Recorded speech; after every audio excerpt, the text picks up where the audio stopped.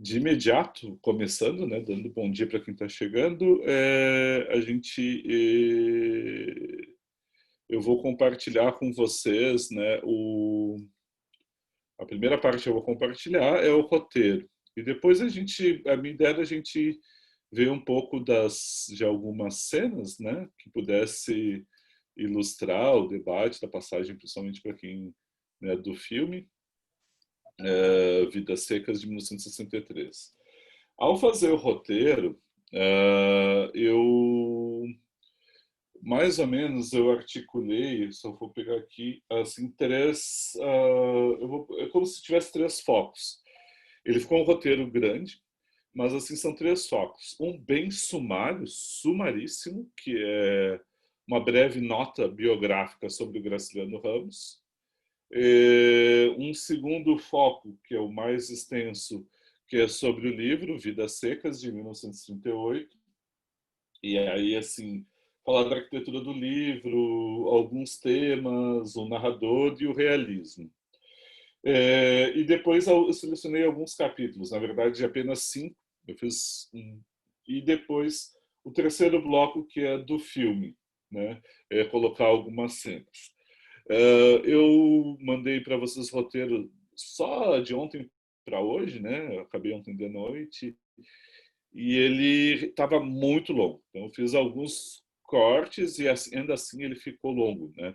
Então assim, o roteiro realmente é deixar uma base depois que a aula acaba para quem tiver interesse de revisar o material que fica para o uso futuro de vocês. Eu mandei por e-mail e assim que acabar a aula eu posto o vídeo e o roteiro no Moodle na sessão do Graciliano Ramos, né? Então, o que eu fiz? Esse esboço autobiográfico é uma nota, um autorretrato, que o Graciliano faz aos 56 anos. Repare que ele morre com 60, né? Então, 4 anos antes de morrer. E aí ele é muito sumário, assim, essa é uma nota muito curiosa, né? Porque tem bem os traços da linguagem do Graciliano. Eu fiz a separação aqui do texto em diferentes parágrafos, mais para destacar alguns aspectos do que propriamente não tive intenção de segurar o texto, né? Mas para destacar alguns aspectos que eu acho que são importantes, né? Tem essa questão do nascimento, né, de Quebranto, no interior de Alagoas, porque assim, tem vários pontos da trajetória que a gente vê na obra, inclusive dentro do Vidas Secas, que dialogam muito com a trajetória e com a experiência dele, né? Depois de Vidas Secas, ele para de escrever ficção e passa a escrever memórias, né? Infância, Memórias do Cárcere, além de alguns outros ensaios. Mas, assim, basicamente, a ficção dele se conclui com o Vidas Secas. Eu vou pular vários trechos, né? Essa questão do horror a falar alto eu acho uma coisa importante. Ele não, a reação dele a essa manifestação de violência autoritária violenta. A questão dos romancistas que agradam chama atenção aqui, né? Manuel Antônio de Almeida, Machado de Assis, Jorge Amado, Zé Lins do Rego, Raquel de Queiroz, que era bem mais nova do que ele, né? Raquel de Queiroz do 15, de quem ele ficou próximo, bem mais nova, ela regula com Jorge Amado, né? De quem ele também gosta bastante. O Zé Lins, de quem ele era muito amigo, o Machado de Assis, e os portugueses ainda poderia agregar o Wes. O que acontece? Tem um afastamento dos modernistas, você não vê nenhum dos modernistas aqui incluídos, né? Certamente ele conhecia, com certeza, mas assim o que indica um afastamento em relação a isso. Ele é um escritor moderno. O realismo do Graciliano Ramos não se confunde nem com o do Machado, nem com o Jorge Amado, nem dos Lins do Rego. Ele é bastante crítico, apesar de admirar ao Jorge Amado, por exemplo. Tem a questão da militância. Ele só vai se filiar ao Partido Comunista mais adiante, mas aqui, né, deseja a morte do capitalismo. Mas a militância levou ele a ser preso, e aí isso eu vou já destacar, vou lá dar um salto, a ser preso em 9 de março de 36 e ele fica preso até 13 de janeiro de 37. E o Vidas Secas ele vai ser composto depois disso. Primeiro um conto, né, vai estar concentrado da baleia, vai crescendo. Ele vai publicar alguns capítulos e depois é que ele vai fechar a composição do livro. Essa prisão dele se dá por alguma uma divergência e um afastamento em relação já ao governo autoritário, né, do período, apesar de ser um intervalo democrático, supostamente democrático, de 34 a 37, e ele vai como preso político, e é muito curioso depois ler as memórias do cárcere. Tem alguns aspectos que vão, eu acho, que aparecem no Vidas Secas, porque assim ele se diminui muito perante os outros, assim, dos livros dele. Assim, por exemplo, o Angústia, que é o último livro, né, publicado antes de ser preso, é publicado quando ele já está preso, né, encaminhado. E ele parece assim, se olhando por ali, pareceria um escritor menor, se a gente não conhecesse quem foi e quem era o Graciliano Ramos, né? Então, assim, é muito curioso ver isso. E o que é mais interessante, bom, o Memórias do Cárcere é um livro denso, um livro forte, né? Retomando esse período, ele não acabou, né? Ele não conseguiu concluir o livro, mas ele traz algumas marcas, principalmente quando ele passa para prisão com os presos comuns, que vão relembrar e vão aproximar daquilo que a gente encontra em Vidas Secas, essa pessoa comum, né, do povo, entre aspas, com quem ele vai dialogar. Né? Se você lembra, vê aqui das amizades dele, do Capitão Lobo que prendeu, um colega de prisão, e o José Lins do Rego, que é o escritor, né, do Menino de Engenho, do ciclo, né, da Cana do Açúcar, e o José Olímpio, que é o editor dele, que é uma grande figura dos anos 30. É só algumas notas, eu acho que vale. Tem assim, tem uma nova biografia dele, que é o Velho Graça, que é muito boa, ajuda a ver várias coisas. Por exemplo, o processo de composição do Vida Seca, tem as cartas, né, que ele manda para a Heloísa, que é a segunda esposa. Ele se colocava que todos somos todos que nem baleia, por exemplo, né? Todos queremos um paraíso no fim com preás, né? Então é muito curioso ver a biografia até para entender a produção das obras, mas isso não vai ser o nosso foco hoje aqui. O que eu trouxe aqui é um quadro que é conhecidíssimo do Cândido Portinari, que é dos Retirantes. Repare que é de 44, um pouco depois, né? É interessante, eu trouxe por um ponto retrospectivo para entender um pouco Vidas Secas e um ponto prospectivo para depois, quando a gente for no segundo bloco, tratar de Marte e Vida Severina. Repare que aqui não tem nenhum traço realista, né? A gente está falando de uma pintura que puxa para a dimensão expressionista para falar da miserabilidade. Reparem na questão dos traços físicos, né? Do exagero para mostrar a precariedade e a dimensão desconfigurada desses seres humanos. Esse é um quadro que eu acho que tem uma influência direta, por exemplo, numa animação que a gente vai comentar quando falar do Morte e Vida Severino, de João Cabral, que ela também é feita com aspectos expressionistas, só que não colorido. Essas cores aqui, lá é preto e branco. Aqui são cores pastéis, são cores que não puxam, não dão vivacidade, né? A outra coisa do Horizonte, que aparece desde o primeiro capítulo de Vidas Secas, que é duas coisas que eu acho que são interessantes, né? Que é primeiro, que é primeiro, que é a presença dos urubus pairando, e a segunda do pontilhado de carcaças que vocês encontram aqui numa terra que ela é árida, né? Que ela é seca. E aí vocês veem uma família inteira retirando, migrando.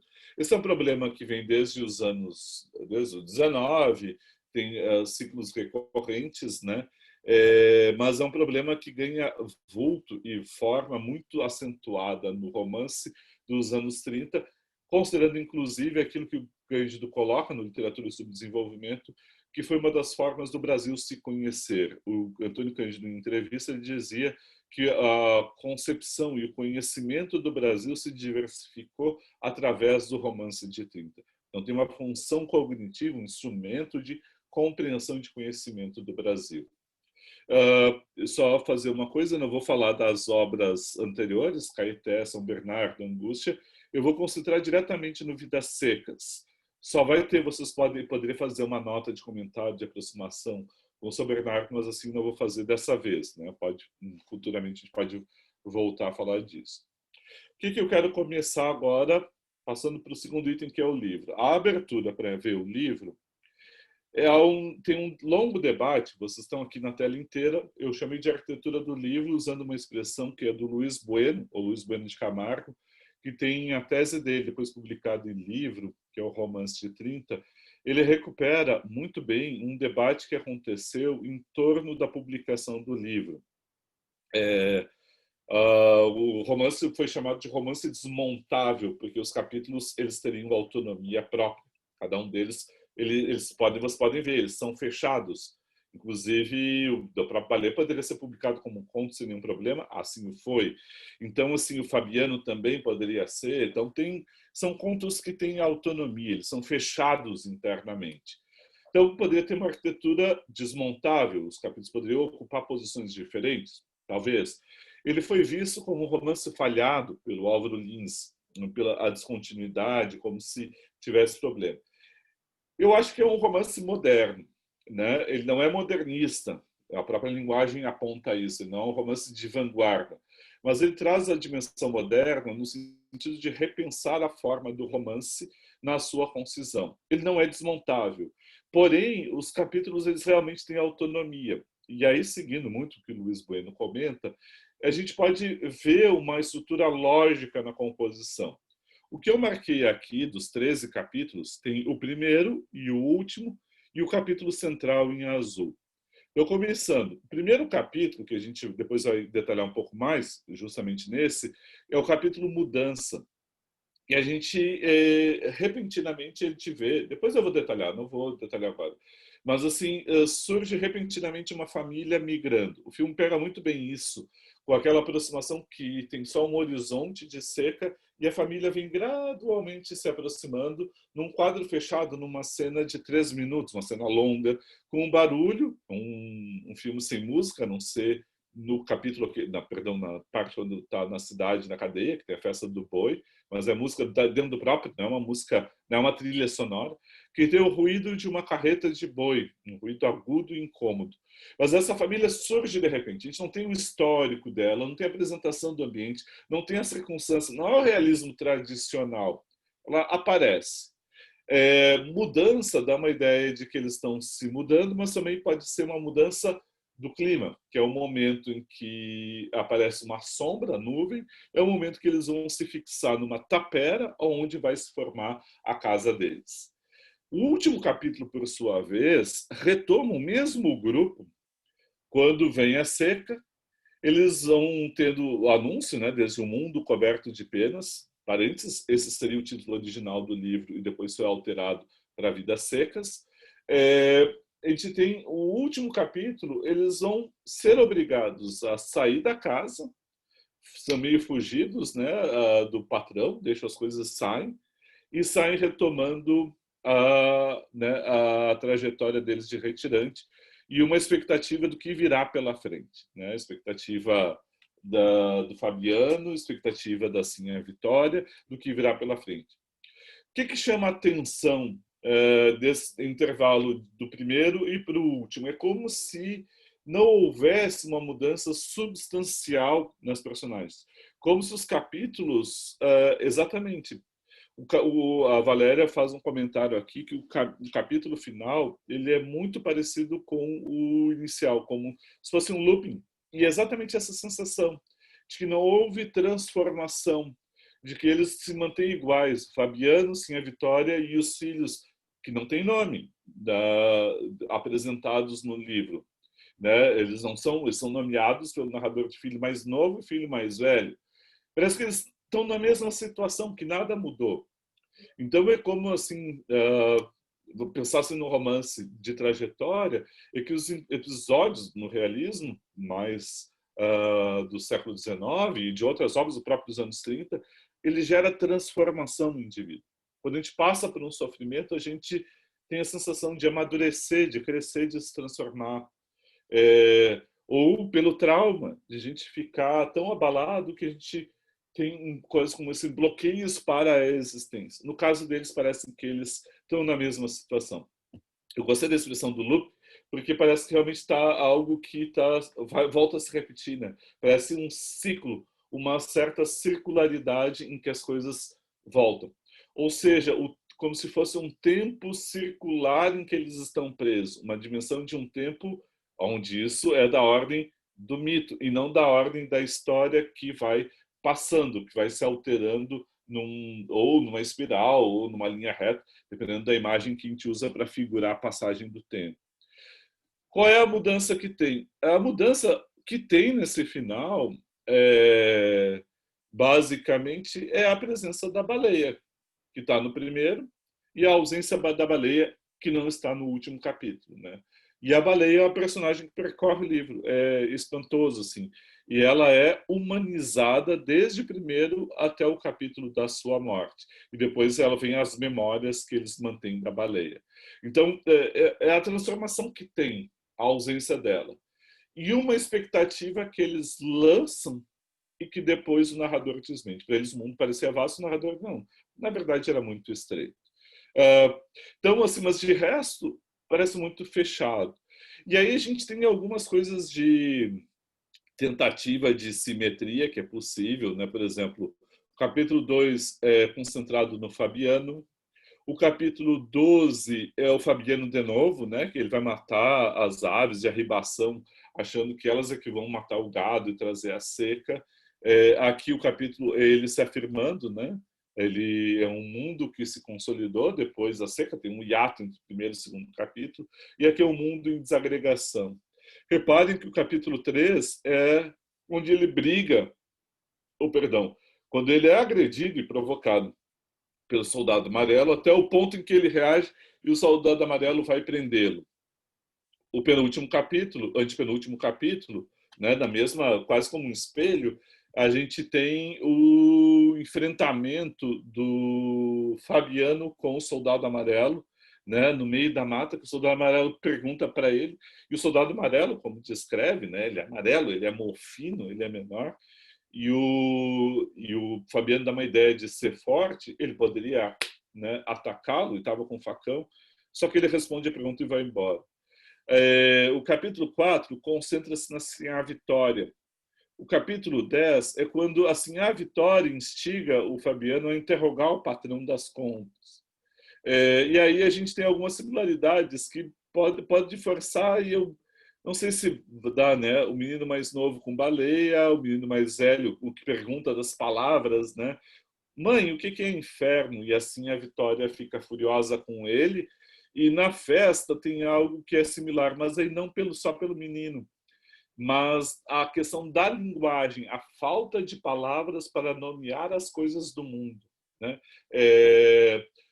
A palavra que nomeia, né, tem uma coisa benjaminiana, né, que vem desde um ensaio dele sobre a linguagem em geral e aparece quando ele se confronta com a cidade. A linguagem, ela nos permite tirar as coisas da realidade da sua mudez. As coisas, elas existem, mas elas só ganham significado e sentido pelo ser humano quando eu sou capaz de nomeá-lo. E a gente vê que um dos temas que percorre o romance é a carência, a ausência de linguagem no Fabiano, mas também nas crianças.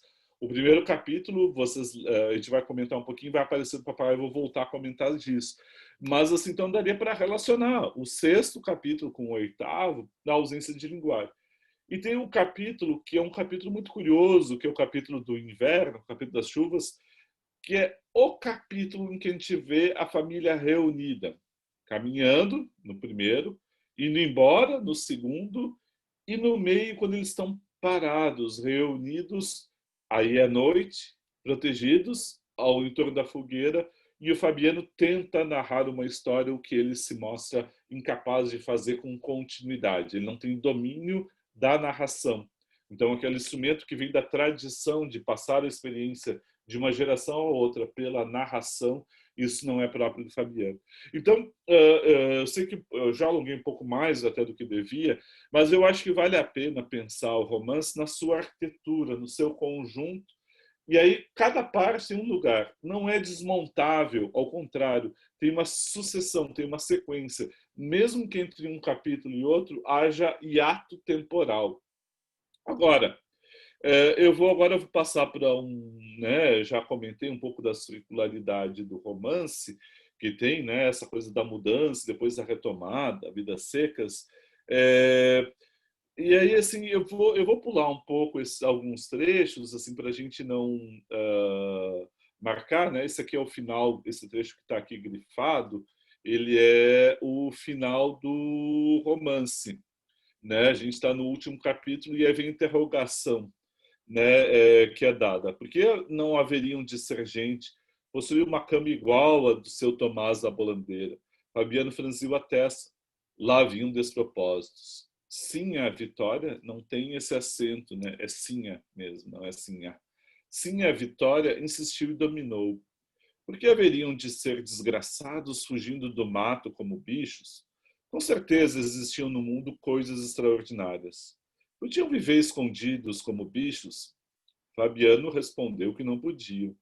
O mundo é grande. Realmente, para eles, era bem pequeno, mas afirmavam que era grande e marchavam meio confiados e meio inquietos.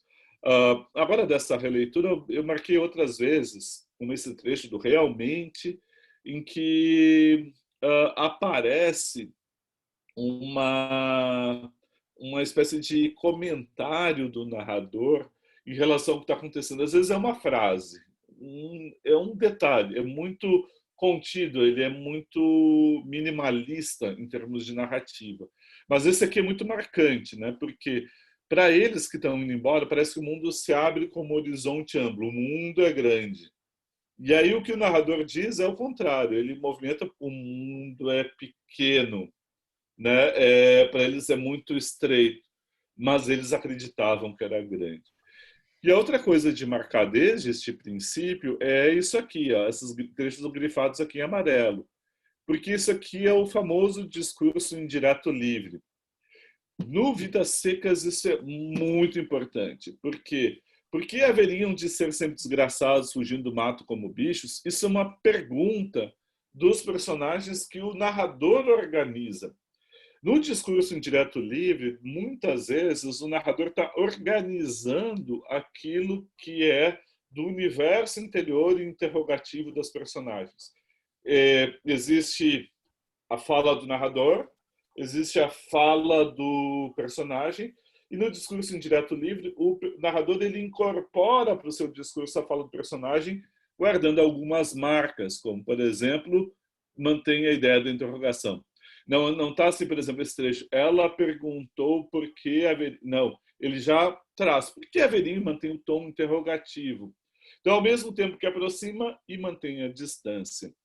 Então, existe esse conjunto articulado muito importante, né, dentro do livro, e dentro desse conjunto articulado, né, da circularidade, tem uma espécie de expectativa sempre gorada, como o narrador mostra, que o mundo para eles não será grande. Pois bem, a gente tem agora um segundo ponto que eu queria mostrar, que é esse do poder local, porque existe uma dimensão social, né, muito marcante dentro desse livro, né? Existe do patrão, que é o dono da terra que eles moram, né? Eles ganham de arrendar, uma espécie de arrendamento informal.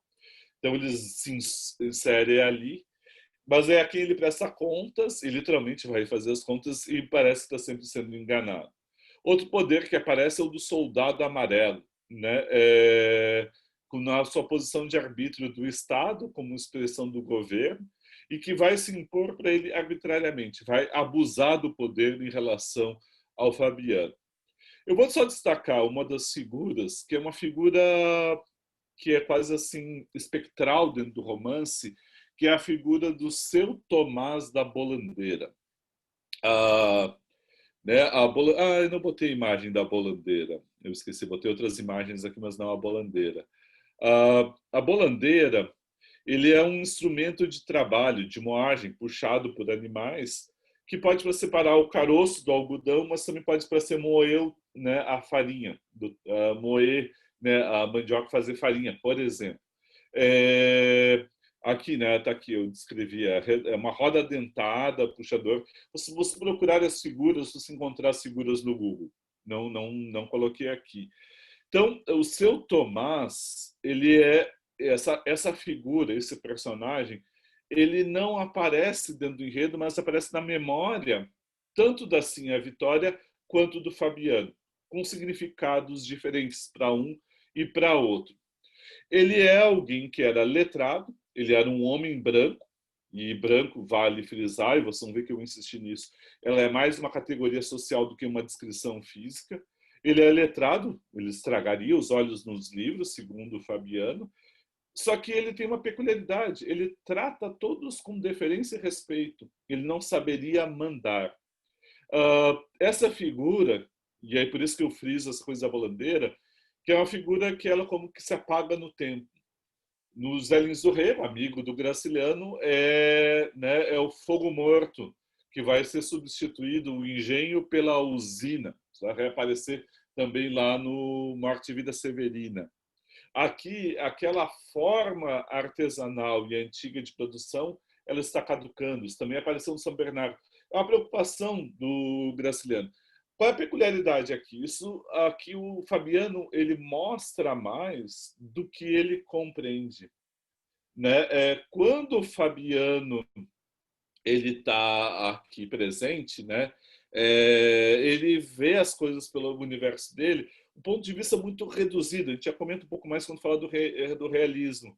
Então ele não consegue perceber a historicidade, a sociabilidade das coisas, mas ele entende aquilo como se fossem coisas naturais.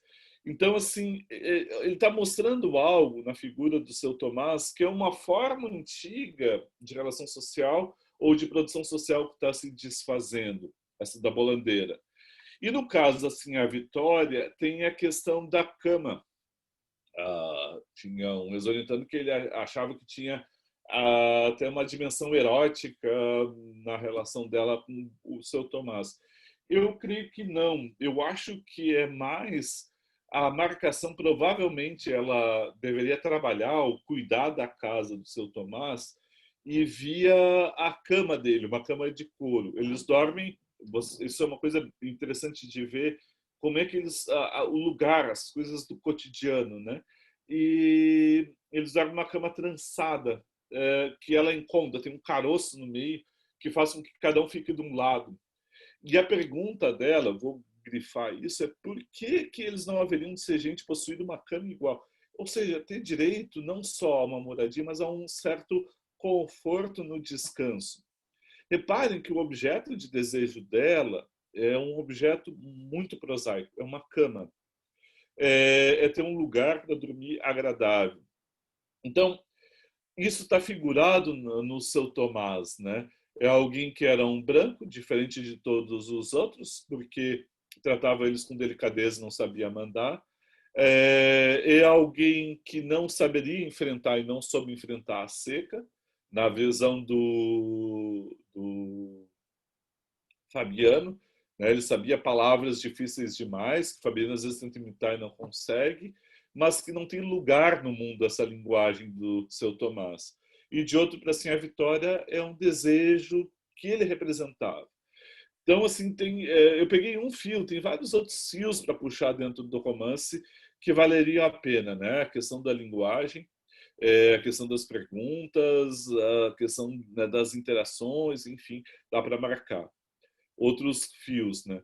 Do narrador, mais ou menos, eu comentei essa questão do indireto livre, ele organiza o universo interior e ele faz comentários que mostram a distância dele. E vale insistir, porque esse é o romance narrado em terceira pessoa, então ele está afastado. Né? Sempre lembrando, narrado em terceira pessoa, o que, que isso representa? Né? Né? Numa situação enunciativa, como aparece no Benveniste, né? Eu sempre tem uma relação do eu com o tu, posições reversíveis. Os pronomes pessoais retos eles são vazios, né? Então, assim, eu sempre me refiro a quem está falando que se dirige a um outro, um tu. E eu falo de um objeto, que é um terceiro, que é um ele. Quando a gente fala no romance narrado em terceira pessoa, entre aspas, é um narrador que não se apresenta pessoalmente. Ele não usa o eu. Ele se esconde num discurso que supostamente pretende só mostrar objetivamente o que está acontecendo. Esse é o caso do Vidas Secas de um modo bastante radical. o narrador não se mostra praticamente. Mas, Ele, diga, desculpa, professor, por mas favor. ele não se mostra, mas a impressão que eu tive é que ele tinha um carinho quase paternal desses personagens, assim. Esse aqui é o ponto.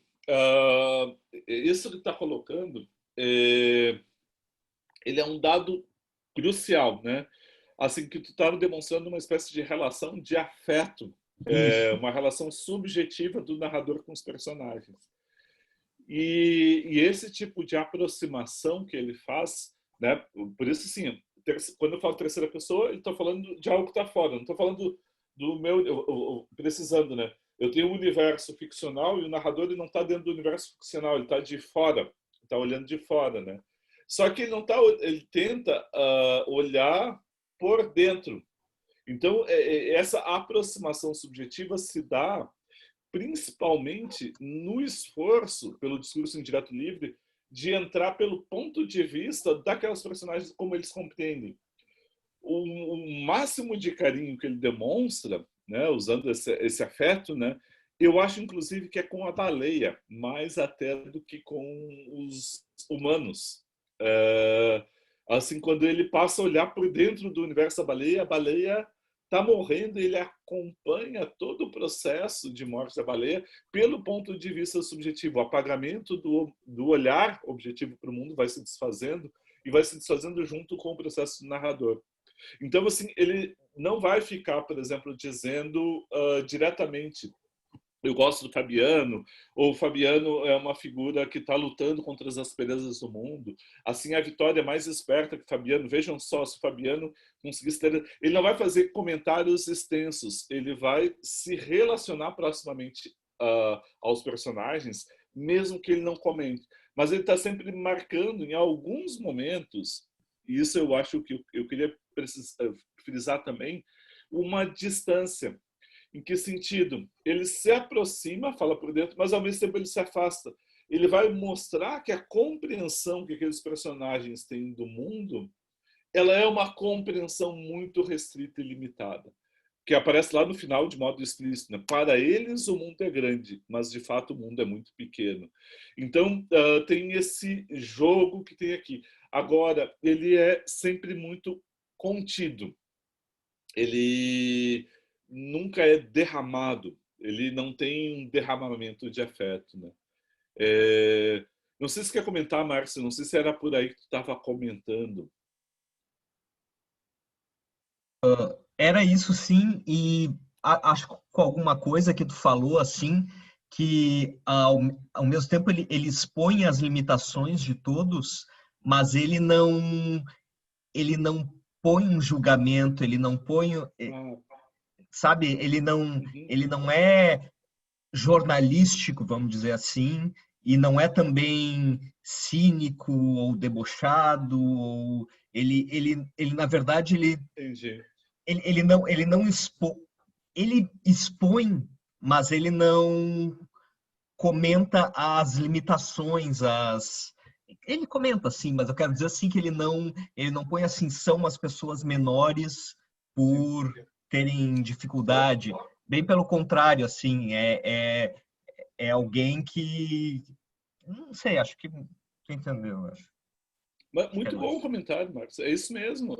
É isso que tu falou. Ele não é depreciativo. Ele não deprecia essas pessoas. Isso, Ele não depreciativo. vai debochar delas. Ele não vai diminuir. Não vai dizer, olha só, essa gente, essa gentalha do povo são menores ou são incapazes. Vejam como ele é ignorante ou alienado. Isso é uma das coisas que tu está colocando assim que é muito legal, porque tem eu vou fazer dois comentários a partir do que está falando. Eu vou, assim, quando fala do que essa questão do realismo, eu chamei de realismo do Graciliano, porque é muito singular isso. Mas tem um dos princípios que eu vou voltar à raiz do Auerbach. Quando a gente comenta lá no livro do Jorge Amado, no esquema do Jorge Amado, tem alguns comentários sobre alguns teóricos do realismo, que vale a pena olhar. Um deles tem dois, vou pegar dois comentadores só, não vou pegar todos. Vou pegar um comentador, um teórico realismo, que é o Eric Auerbach. Ele é mais leitor, tem um livro sensacional que é o Mises, que vem a representação da realidade, ou a apresentação da realidade na literatura ocidental, que vem desde Ulisses, a cicatriz de Ulisses, até o Passeio ao Farol, que é com a Virginia Woolf. E ele vai analisando obras, né? Um pouco do modelo da nossa disciplina agora de pegar uma obra a cada vez e analisar um pouco bem de lá. Assim, já que a gente tinha 12 semanas, eu pensei, vamos pensar uma coisa mais organizada, mais consistente, né? Ok. Mas o que ele vai falar do realismo que tem tudo a ver com o que tu está dizendo, Marx? Ele vai dizer que o realismo, e é o realismo moderno, a partir do século XIX, é uma representação, né? Ele vai representar de modo sério, né, algo que é da prosa da vida das pessoas comuns. No início do realismo era um universo burguês, a vida cotidiana do universo burguês, né?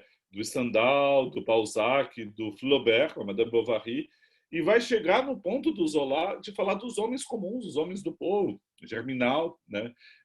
Os irmãos Goncourt, né? Mas assim, então é falar seriamente das pessoas comuns, burgueses ou proletários ou trabalhadores, tratando eles com dignidade e respeito.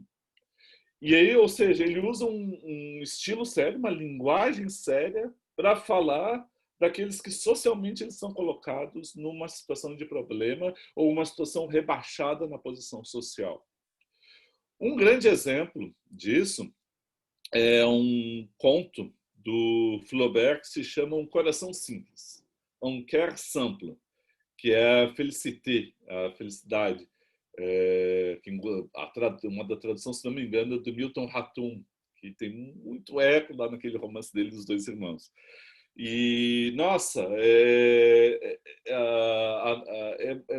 muito impressionante o que ele vai fazer em termos de representação da figura simples. E aí, a partir desse conto, especificamente, um outro teórico, o segundo que eu ia comentar, que é o Jacques Rancière, ao comentar o Auerbach, ele vai dizer que uma das coisas que tem no realismo moderno, desde ali, é uma espécie de democracia. E as pessoas têm medo da democracia, do tratamento igual, né?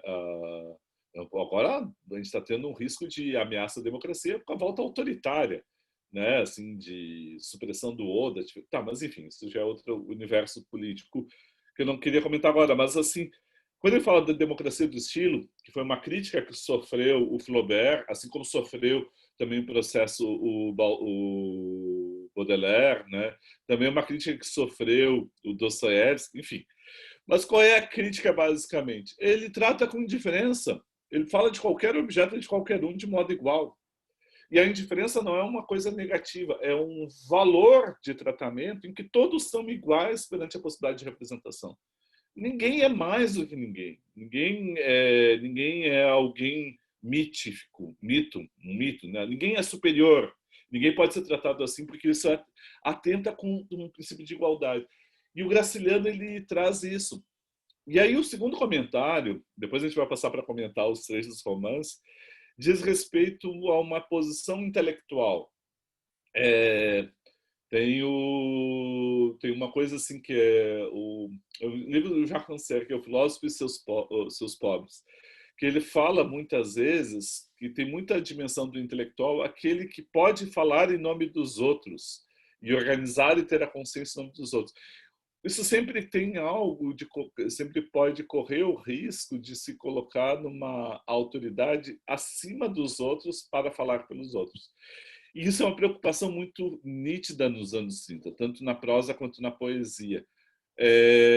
Essa posição do intelectual. Por isso que eu acho, e aí esse ponto tocou, né, da forma como ele trata os personagens, que esse é um livro que ele só foi possível depois da experiência dele na prisão, principalmente com os presos comuns, porque ele lidou de igual para igual. Ele sempre teve isso, mas assim mais do que nunca, todos estavam igualados e ele consegue compreender o valor de cada um no seu lugar social. Ninguém é mais do que ninguém. Pode estar numa circunstância de diferença ou pelo tempo, uma posição, mas assim, eticamente todos podem ser regidos pelo princípio da igualdade, e fazer e romper, afirmar essa igualdade, ela é sempre difícil. Por isso essa relação tensa e ambivalente que tem desse romance. Ele trata com igualdade e ao mesmo tempo marca a diferença. Então isso eu acho que tocou num ponto chave, né? Outro ponto que eu quero trazer é que, ao trazer o ponto de vista dos retirantes, ou no caso não é nem dos retirantes, né? Porque pega, eles são o início e o final que tem a oposição dos retirantes. O resto é a vida deles no universo rural do Nordeste. Mas o que eu ia trazer é essa coisa dos indícios, dos índices. Quase a gente não tem índice histórico dentro desse romance. Normalmente o realismo ele mostra que a dimensão histórica, né, é a história secular e profana, quer dizer, não é um universo mágico, mítico, divino. A história ela é feita pelos homens, construída pelas escolhas que as pessoas fazem, seja de ordem consciente na sua motivação ou por princípios inconscientes, seja por suas marcas condicionais psicológicas de constituição ou sociais, mas ela é um universo profano e histórico em que a história do romance normalmente acontece. Só que esse realismo do Graciliano é muito diferente do realismo que a gente viu semana passada do Capitães de Areia. Os dois estão no mesmo universo dos anos 30, mas têm escolhas formais e estilísticas muito diferentes. No caso do Graciliano, eu quero voltar à expressão que a Valéria fez do loop, como se tivesse um tempo circular, mítico. O tempo do mito, a experiência circular do tempo como uma forma mítica, em que tudo se repete, se mantém preso, né, como se nada fosse possível de mudar, é um tempo oposto, uma percepção do tempo oposta à do tempo histórico, que é o tempo das escolhas e da possibilidade de transformação.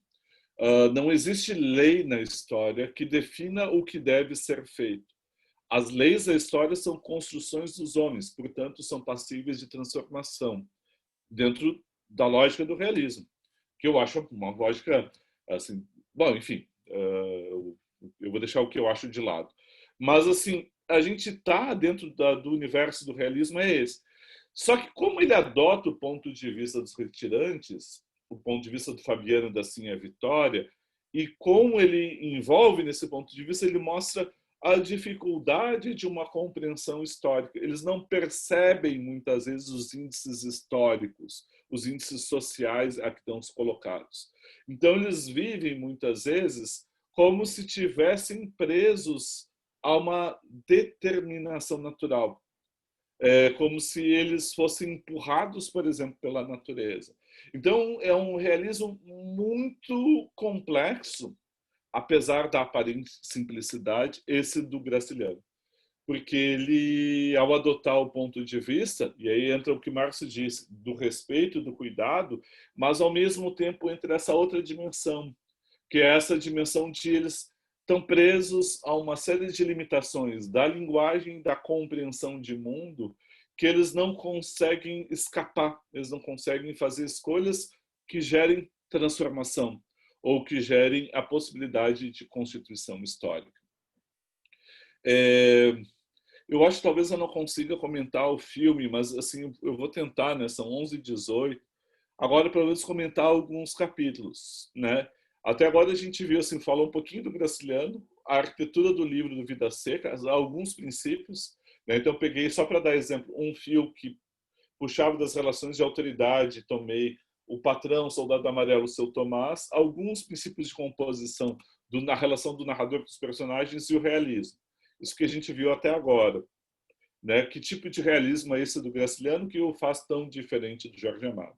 Se alguém ainda não tem um trabalho e tiver gosto sobre isso, comparar uma cena do Jorge Amado com uma cena do Graciliano, nossa, a representação da criança no Graciliano e a representação da criança no Jorge Amado, um episódio ou outro, mostrando que como os dois, o realismo específico de cada um, dá um trabalho genial, né? Dá vontade eu fiquei com vontade de fazer. Também. Eu vou pegar, assim, só para tentar aquele universo, eu estou tentando calcular de novo que não passe de 1 hora de fala. E é claro, o esquema, o roteiro, depois vocês podem seguir. E aí, se tiver dúvida na quarta-feira, quando a gente ficar só para conversa, né, a gente pode tirar mais dúvidas. Eu acho que eu vou ficar mais só no capítulo da mudança, o capítulo inicial, porque daí a gente consegue ver do livro e do filme. E aí os outros, né, que eu tinha separado aqui, eu já tinha feito cortes, eu vou deixar de lado, né? Eu vou só partir das imagens. Essa é uma espingarda de pederneira, é uma espingarda bastante antiga, né, a forma. Repare que ele usa pólvora, e a pólvora que ele vai usar para acender o fogo para fazer o assado da preá logo na abertura. E aqui a gente tem a bolsa de caça, um aió, né? Provavelmente, como ele é do universo do couro, né? A dele seja de couro, também poderia ser trançado. Vocês podem reparar que eles vão tirando, né, as coisas que ele vai tirar do fumo picado, o que vai fazer dali a partir do aió. Estou trazendo que são marcas dos poucos pertences. E tem o baú de folhas que eles carregam, né? Então, assim, trazendo esses poucos indícios materiais que eles têm, eu separei aqui alguns trechos para comentar. Só para lembrar, antes de fazer a leitura e o comentário, tem um eco, e eu só vou apontar, não vou desenvolver também, que tem um eco no Vidas Secas, que é um eco dos Sertões de Euclides da Cunha. Provavelmente na disciplina anterior, na literatura brasileira B, vocês devem ou ter lido ou ter visto Os Sertões. E ele fala logo no capítulo da Terra, o último capítulo da Terra, que é sobre uma categoria geográfica não definida por Hegel, que é a Caatinga, que tem o movimento da seca extrema, e aí diz é um deserto, mas também tem, quando chove, vira uma natureza exuberante. Então, a gente vai dizer, isso aqui é uma categoria não prevista, porque vive sob o regime das antíteses. Então, vive sob o regime das oposições extremas. E aí ele vai descrever algo que está aqui, que é o universo do Retirantes, etc. Assim como o capítulo Fabiano, Fabiano tem vários traços do sertanejo descrito pelo Euclides. Por que eu trago isso? É porque o Euclides não faz nada. Ele é um anti-Euclides da Cunha, porque não explica nada de modo excessivo. Não tem aquela linguagem barroca do Euclides. No entanto, a gente pode pensar universos. É como se descolasse um romance, uma narração, aqui para dentro do Vidas Secas, né? O Graciante retirasse lá dos sertões o universo, a ambientação seguras para fazer o Vidas Secas. Inclusive a superstição religiosa, a dimensão do cangaço, as coisas todas estão aqui. É um livro assim de uma força impressionante, tremendo. Dito isso, a ideia agora é a gente fazer uma leitura comentada, né? Vocês vão ver, eu vou separei os trechos, tá aqui tal qual, né? Eu vou ampliar um pouquinho a letra e aí começo. Alguma questão antes de começar a leitura do trecho inicial? Tranquilo? Sim? Tranquilo. Tranquilo, então vamos lá. Capítulo Mudança, né? Capítulo 1, está entrando. Vejam como eles entram de repente. Na planície avermelhada, os juazeiros alargavam 2 manchas verdes. Os infelizes tinham caminhado o dia inteiro, estavam cansados e famintos. Ordinariamente andavam pouco, mas como haviam repousado bastante na areia do rio seco, a viagem progredira bem 3 léguas. Fazia horas que procuravam uma sombra. A folhagem dos juazeiros apareceu longe, através dos galhos pelados da caatinga rala. Arrastaram-se para lá, devagar. Sim, a Vitória, com um filho mais novo, escanchado no quarto, e o baú de folhas na cabeça. Fabiano sombrio, cambaio, o aió tiracolo, a cuia pendurado numa correia presa ao cinturão, a espingarda de pederneira no ombro. O filho mais velho e a cachorra-baleia iam atrás. Os juazeiros aproximaram-se, recuaram, sumiram-se. O menino mais velho pôs-se a chorar, sentou-se no chão. Anda, condenado do diabo! Gritou-lhe o pai. Não obtendo resultado, fustigou-o com a bainha da faca de ponta. Mas o pequeno esperneou acuado, depois sossegou, deitou-se, fechou os olhos. Fabiano ainda lhe deu algumas pancadas e esperou que ele se levantasse. Como isso não acontecesse, espiou os quatro cantos, zangado, praguejando baixo. A caatinga estendia-se de um vermelho indeciso, salpicado de manchas brancas, que eram as ossadas. O voo negro dos urubus fazia círculos altos em redor de bichos moribundos. Anda, excomungado! O pirralho não se mexeu, e Fabiano desejou matá-lo. Tinha o coração grosso. Queria responsabilizar alguém pela sua desgraça. A seca parecia-lhe como um fato necessário, e a obstinação da criança irritava-o. Peguei essa abertura porque assim ela é uma riqueza muito grande e tem algo que é estudado, né?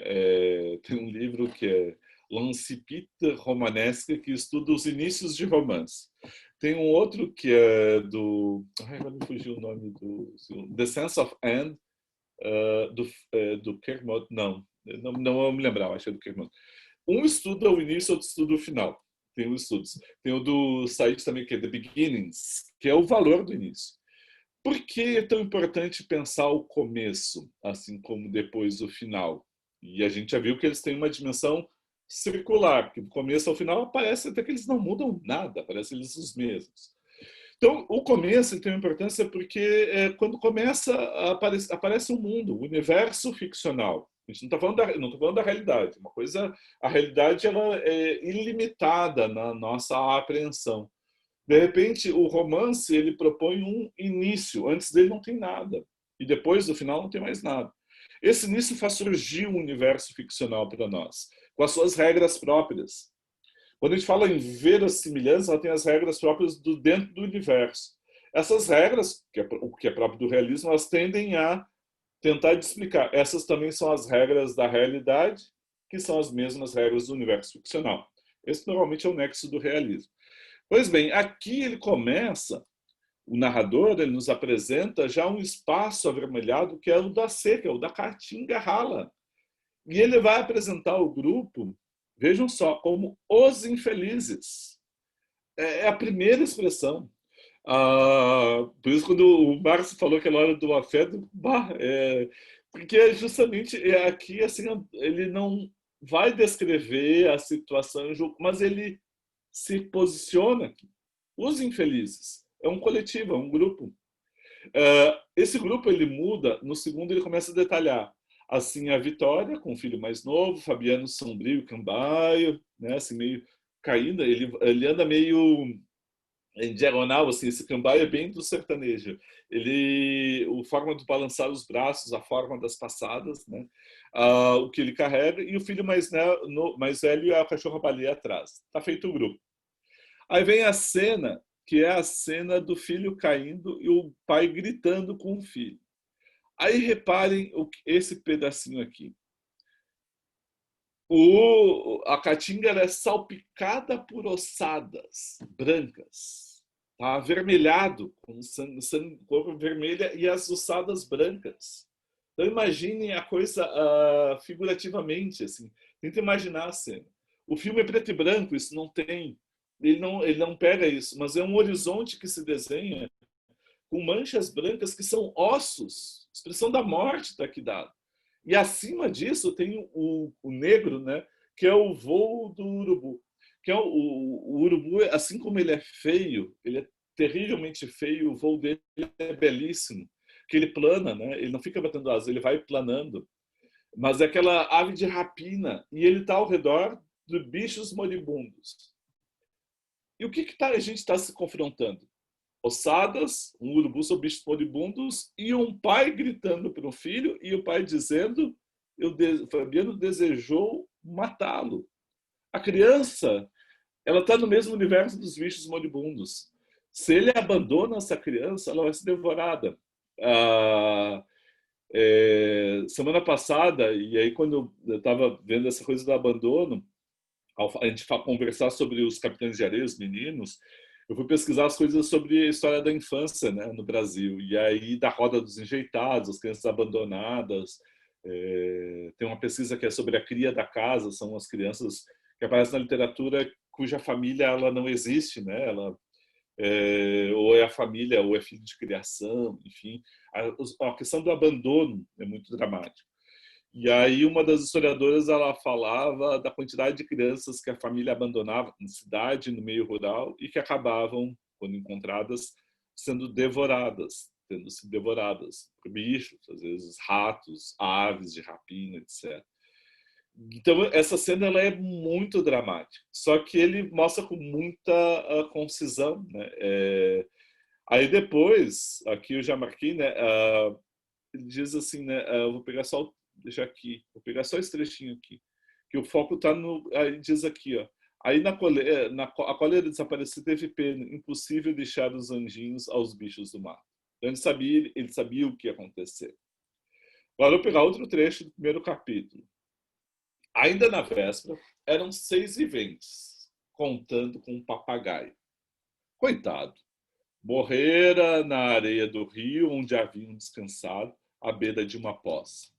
A fome apertara demais os retirantes. E por ali não existia sinal de comida.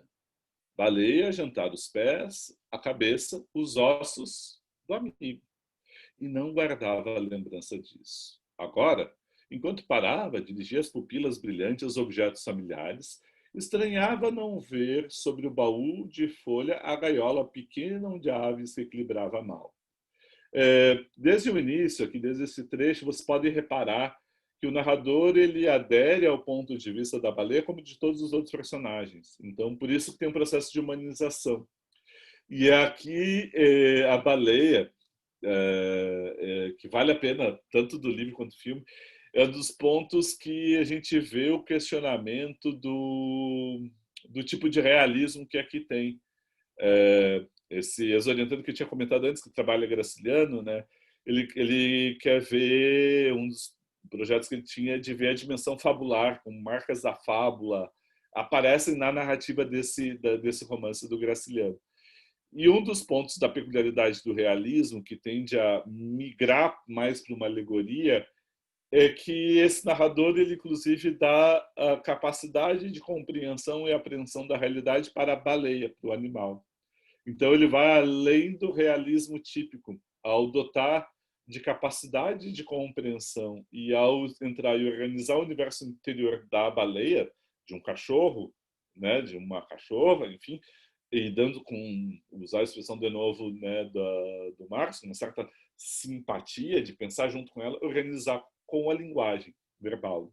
Então repare, ela comeu a cabeça e os pés do amigo, mas não lembra disso, mas ela estranha. E aí vem o agora, só fazer um parênteses, na narrativa, normalmente, quando usa agora, mesmo que seja narrado no tempo passado, indica o ponto de referência. Então, ponto de referência a partir do qual a história é contada é esse ponto de referência deles caminhando. Então, eles estão caminhando e ela não vê mais a gaiola estranha, mesmo que ela não compreenda o que isso signifique. O que passa para nós leitores, né? Agora vem o Fabiano. Fabiano também, às vezes, sentia falta dela, mas logo a recordação chegava. Tinha andado a procurar raízes à toa, o resto de farinha acabada, não se ouvia um berro da res perdida na caatinga. Agora vem a Vitória. Sim, a Vitória, queimando o assento no chão, as mãos cruzadas, segurando os joelhos ossudos, pensava em acontecimentos antigos que não se relacionavam. Festas de casamento, vaquejadas, novenas, tudo numa confusão. Despertara o grito áspero e vira de perto a realidade de papagaio, que andava furioso com os pés apalhetados numa atitude ridícula. Resolvera de supetão aproveitá-lo como alimento e justificara-se, declarando a si mesmo que ele era mudo e inútil. Aí vem aquilo que eu digo que são os comentários muito pontuais do narrador, que eu grifei aqui em azul. Não podia de ser mudo, não podia deixar de ser mudo. Originariamente a família falava pouco. E depois daquele desastre, viviam todos calados, raramente soltavam palavras curtas. O louro aboiava, tangendo um gado inexistente, e latia, arremedando a cachorra.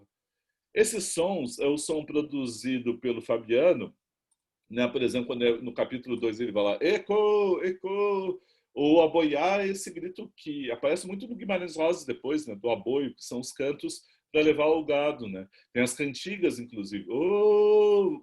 Né? Assim, por exemplo, aparece um som de aboio lá no poema aquele do Bandeira, do Meninos Carvoeiro. E Carvoeiro! Que são essas falas. Então, o que o louro repete? Aquilo que ele ouve. O cachorro latindo e o dono dele, que é o Fabiano, fazendo sons dessa hora. Então, quando o narrador diz não podia deixar de ser mudo, é porque a família fala pouco, ele reproduz. Então, o que está mostrando, o que assim, a Vitória fez foi uma racionalização para comer um papagaio, para objetificá-lo, em outros termos, para tirar o valor dele como um louro que vai reproduzir e falar, ou um vínculo afetivo, e aí poder justificar a alimentação. Repare, só quero frisar aqui, que essa questão do papagaio vai aparecer no capítulo assim, a Vitória, que o Fabiano compara ela, quando está com os sapatos, andando como se ela aparecesse papagaio, e aí volta essa cena, porque é uma cena traumática, não é uma cena tranquila. Eu vou radicalizar agora, né? Para quem um dia fez curso de direito, começou, já leu, Os Exploradores de Cavernas, que é um livro que normalmente se dá a introdução à ciência do direito, que é para pensar uma situação tremenda, que é um julgamento daqueles que ficaram presos numa caverna e acabaram cometendo canibalismo, né?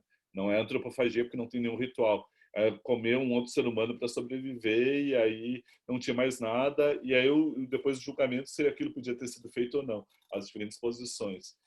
Uma situação extrema. Eu não vou nem entrar no julgamento. O que eu quero dizer assim, é que é uma situação traumática quando ela é obrigada a comer um animal pelo qual ela tem vínculo, né? E aí, assim, eu vou pegar só mais um trechinho, que é esse aqui. O Fabiano seguiu-a com a vista, espantou-se. Uma sombra passava por cima do mundo. Tocou o braço da mulher e apontou o céu. Ficaram os dois algum tempo aguentando a claridade do sol. Enxugaram as lágrimas. Foram agachar-se perto dos filhos. Suspirando, conservando-se encolhidos, temendo que a nuvem se tivesse desfeito, vencida pelo azul terrível, aquele azul que deslumbrava e endoidecia a gente. Entrava dia e saía dia, as noites cobriam a terra de enxofre, a tampa anilada abaixava, escurecia quebrada pelas vermelhidões do poente. Miudinhos, perdido no deserto queimado, os fugitivos agarraram-se, somaram-se as desgraças e os pavores. O coração de Fabiano bateu junto no coração de Cia Vitória. Um abraço cansado aproximou os farrapos que os cobriam. Resistiram à fraqueza, afastaram-se envergonhados. Tem algo assim que duas formas de lidar, de adjetivar, de qualificar, no caso aqui usando como substantivo, os fugitivos, os infelizes. Os fugitivos, infelizes, os retirantes. Então eles estão fugindo de algo. E aí essa fuga se encerra quando eles veem uma nuvem do horizonte. E aí tem um excesso, né? Já tem o enxugar as lágrimas, que não diz se é pelo sol, enfrentar a luz, olhar contra o sol, ou se é a lágrima de emoção. Mas logo a seguir diz, o coração bateu junto ao coração de sim a Vitória. Num abraço cansado aproximou os farrapos que os cumprem. Então tem uma celebração, né? Que eles se afastam envergonhados. Então essa junção, esse abraço, que seria uma espécie de fraqueza, não é permitido. Eles têm que endurecer para poder sobreviver. Então, assim, tem sempre esse gesto que o narrador faz, né, de mostrar o grupo, né, os miudinhos, fugitivos, os infelizes, e aí mostrando como é que eles lidam e enfrentam isso. E aqui é o capítulo que se encerra a fuga, né?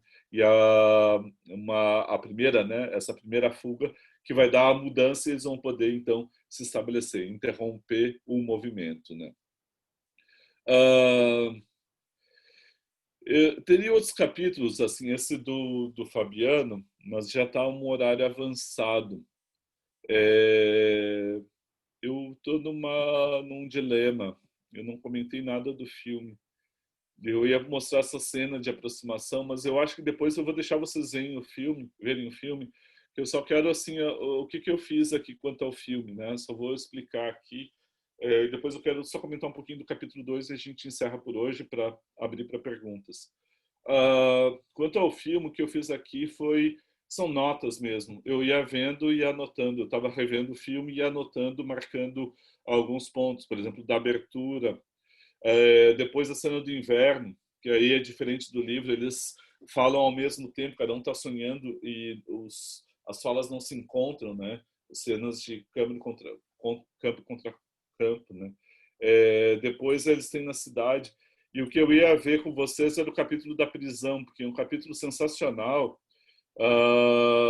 porque pega o capítulo 3, é o capítulo 3 no livro, ele é deslocado e tem uma centralidade junto da cidade, e é o momento em que o Fabiano sonha com o cangaço, e aquele sonho aqui vira realidade, aparece de fato um cangaceiro, né? Então eu ia analisar isso com vocês, né? E ao final daí vem as referências. Eu não vou analisar, vou deixar aqui as anotações. Se tiver quarta-feira alguma dúvida, alguma questão, a gente pode, antes de começar a falar dos trabalhos, comentar disso. Eu só vou comentar aqui do capítulo do Fabiano, e a gente vai fechar. Eu tenho a coisa do gesto hereditário, né, que vai passando. E aí tem uma transmissão que ela é muito peculiar dentro do Fabiano, que eu queria comentar com vocês. Ela não é uma transmissão da tradição por narrativa, ela é uma transmissão por gestos. Assim, transmitir a tradição, transformar algo que a gente vive em narração, capacidade de narrar aquilo que a gente viveu, aí a gente tem uma experiência. Se a gente não consegue narrar aquilo que a gente viveu, a gente tem uma vivência que pode ser apagável, ela pode ser uma vivência de choque traumático que eu queira não narrar, ou eu não quero narrar, ou eu não consigo, eu esqueci. O Fabiano ele não consegue narrar, ele não consegue ensinar pela vivência, é só pelo gesto, e muitas vezes esse gesto continua mudo porque ele não dá palavra a ele. E é um gesto hereditário, porque ele vai passando de pai, avô, pai, e o Fabiano, e os filhos, e o filho mais novo, naquele capítulo, ele reproduz muito. Ele vê o pai como uma figura grandiosa. O filme traz isso também, né? E eu vou pegar só então aquilo que é o trecho mais famoso, que é esse aqui, né? Fabiano, você é um homem, exclamou em voz alta. Conteve-se, notou que os meninos estavam perto, com certeza iam admirar-se, ouvindo-o falar sozinho. E pensando bem, ele não era um homem. Era apenas um cabra ocupado em guardar coisas dos outros. Vermelho, queimado, tinha os olhos azuis e cabelos ruivos. Mas, como vivia em terra alheia, cuidada de animais alheios, descobria-se, encolhia-se na presença de brancos e julgava-se cabra. Aí vocês podem ver que ele vai o tempo inteiro, né? Cabra ordinário mofino, preso, respeitado homem que devia ter furado. Não, esse é o mais adiante. Seja lá para o final, quando ele enfrentando o soldado amarelo, ele tinha vontade de explodir e de caminhar para o cangaço, né? Eu queria pegar aqui esse trechinho que está grifado, né? Também pensa na educação dos meninos e pensa em fazê-lo iguais a si, capazes com a mesma rotina de trabalho, cortar mandacaru para o gado, consertar cercas, amansar bravos. Precisavam ser duros, e aí, de novo, a questão da animalização, virar tatu, né? Então, é interessante atentar isso, a questão de ser homem ou ser um animal, né? Ser um bicho, ser um tatu. Às vezes eles são comparados até com ratos, um cabra. Então, são formas de animalização que atravessam o livro. Assim como a baleia, que é um animal, ela é humanizada. Então, existe uma espécie de limiar. Então, não é uma fronteira que separa, mas é uma espécie de limiar que às vezes é positivo quando há um intercâmbio. E nesse caso, esse limiar implica uma espécie de intercâmbio entre a condição humana e a condição animal, quando a gente está tratando do Fabiano, sim, a Vitória, filho mais velho, filho mais novo, e baleia. Então tem uma espécie de limiar aqui. E por que tem que virar tatu casca grossa? Para poder lidar e enfrentar a seca, né? Então, assim, colocar-se um homem poderia ser, nessa percepção, um gesto, um lapso, uma marca de igualdade. E essa marca de igualdade não pode se dar com o Senhor. Reparem que naquele capítulo que é as contas, quando ele vai falar com o Senhor, ele vai tentar questioná-lo, tentar se colocar na posição de igualdade, dizer assim, eu estou questionando, o senhor cometeu um erro, mas como o outro está acima, ele não se coloca como alguém que pode ter cometido um erro. Então, ou seja, qualquer afirmação de igualdade nesse universo, que ele é hierárquico, e ele é unidirecional, ele é de cima para baixo, é do patrão para Fabiano, é do Fabiano como pai para as crianças, é de uma verticalidade de cima para baixo, e aí quem está embaixo não pode questionar quem está em cima. A interrogação não é dada como algo possível nesse universo, né? Então, por isso, insistindo, né, nessa pergunta que o Fabiano faz e ele não pode se afrontar e colocar nisso, né? Esse trecho que eu falei que eu comecei a ler aqui, Cabo Ordinário, Morfina, etc., quando o Fabiano ele é o mundo, ele encontra, depois de ter encontrado o soldado amarelo na Caatinga, o mundo coberto de penas, o capítulo final, ele diz aqui, ó, eu pegar só esse trechinho, devia ter furado o pescoço amarelo com a faca de ponta devagar, talvez estivesse preso, respeitado, um homem respeitado, um homem. Assim como estava, ninguém podia respeitá-lo. Não era homem, não era nada. Aguentava zinco no lombo e se vingava. Por que isso? Porque para ele, nesse universo aqui, parece que tem que chegar à dimensão, que é a dimensão do cangaço. Ó. No cangaço, teria feito misérias. Insisto bem nesse trecho, quer dizer, porque isso é o que o filme. Eu estou insistindo só por causa do filme, né, neste momento. O filme traz isso, a possibilidade do cangaço. Ele chega a ser convidado a pegar o cavalo de um cangaceiro que havia sido morto. Ele anda um pouco, ele se sente seduzido, mas ele volta e fica com a família, que é a família que se daria o limite para ele não se envolver com um crime, com a bandidagem. Se você lembrar, o cangaço está lá também no Capitães de Areia, o Volta Seca, que era afilhado do Lampião e queria se vingar através do cangaço. Então tem essa a leitura da figura do Lampião no Nordeste nesse período e do cangaço, ela é bastante importante. O próprio Graciliano tinha escrito sobre isso também. Então, assim, esse desejo do Fabiano é muito forte para suplantar essa autoridade, a figura autoritária, esse poder, se mostrar não mais como igual, mas para ser respeitado como homem, deixar de ser bicho. Reparem, seria um homem, ele não era homem, não era nada. Então, lá no capítulo 2, ele diz: sou homem. Aqui ele diz: não era homem, não era nada. Aqui está sozinho, não tem os filhos, para que sentir vergonha perante o outro.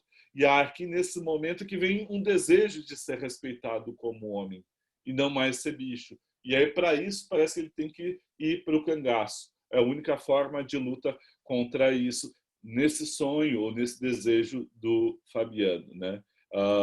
Né? Sempre né, os atrasos amarelos mandava, ficava sempre obedecido, né? Quando está no capítulo Cadeia. Gente, eu vou ficar por aqui, tá? Eu sei que eu cortei bastante coisa, eu já tinha cortado antes, eu não vou comentar o filme, né? Mas eu fico aberto para alguma dúvida, alguma questão, né? São 12 para o meio-dia. Se tiver alguma questão, a gente pode conversar agora. Em todo caso, assim, obrigado pela paciência. Desculpa não ter esgotado. Eu realmente teria mais, acho que daria mais, pelo menos o Vida Seca. Só o Vida Seca daria mais, pelo menos mais umas 2 aulas, 2, 3 aulas, né? E é mais considerando a comparação possível com o filme. Opa, espera só um pouquinho aqui. Eu vou